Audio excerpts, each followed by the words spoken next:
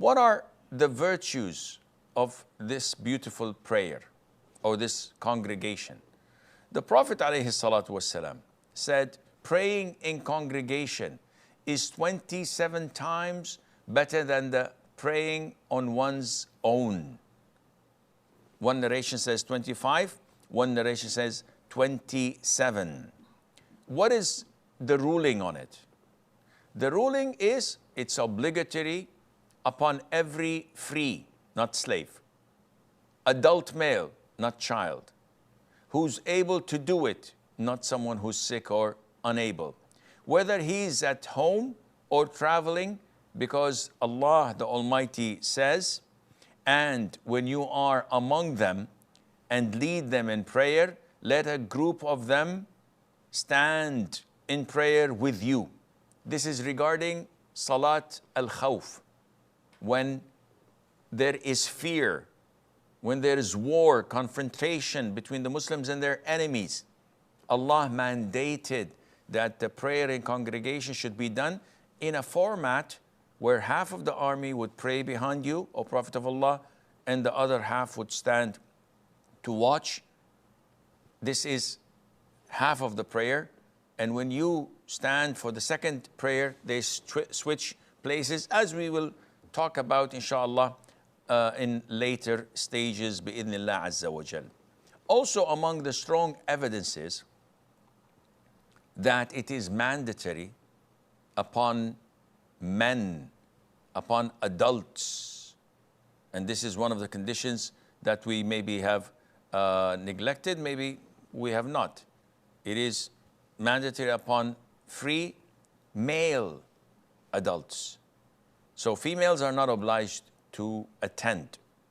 Among the evidences that back this up is the hadith in Sahih Muslim, when a man came to the Prophet ﷺ complaining that he is blind, that he doesn't have a lead, a guide, someone to take his hand and show him the way to the masjid, and that Medina is sometimes intimidating, it's scary at night, maybe there are some reptiles or some insects and the likes.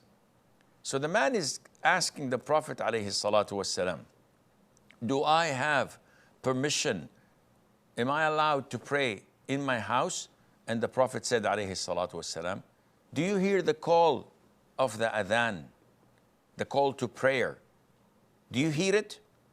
Meaning, do you live within the vicinity of the masjid, whereby if a man calling for the prayer stands on the roof of the masjid and calls as loudly as he can, Allahu Akbar, Allahu Akbar, would the voice reach you?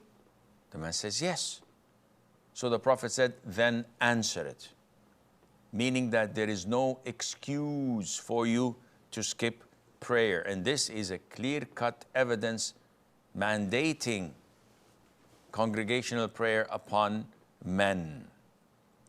Among the scary hadiths as well, that is beautiful, but at the same time scary for those who don't pray. The Prophet ﷺ said that the most burdensome prayer of the hypocrites are Fajr and Isha prayer. If the hypocrites knew what there is in them, then that is of the reward, that they would come to such prayers even if they had to crawl. The Prophet was pondering, he said, I was thinking of ordering the call to prayer to be given, and then I would tell a man to lead the people in prayer, that is in his place, as if he was there, and I would go out with men carrying bundles of wood to people who do not attend the prayers in the masjid, and I would burn their houses to the ground with fire around them. Okay, why would the Prophet do such a thing if attending the prayer was not mandatory? Because skipping the prayer in congregation for such people is a major sin and it is prohibited.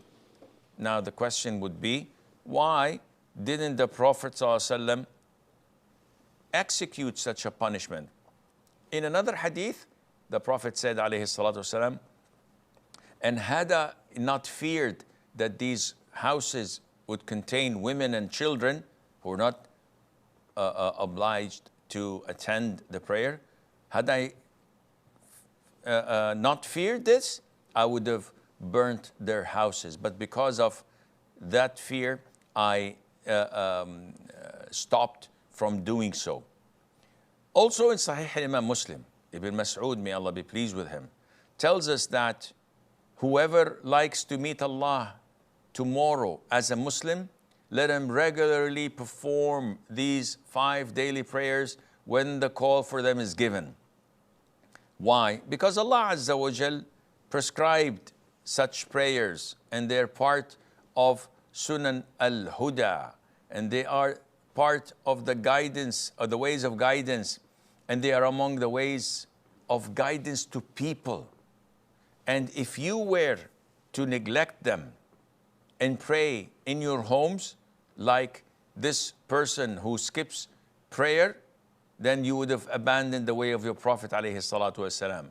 And if you abandon the way of your Prophet alayhi salatu wasalam, you will go astray. Now, he tells us about his memory of the time when they were with the Prophet sallallahu alayhi wasallam. He says, I remember how we were at the time of the Prophet alayhi salatu wasalam. No one stayed behind from these prayers except a hypocrite who was known for his hypocrisy. A man would be brought supported by 2 others so that he could stand in the row. A man who could barely not walk, they would drag him and he would be supported by 2 from each side until he could stand in the row.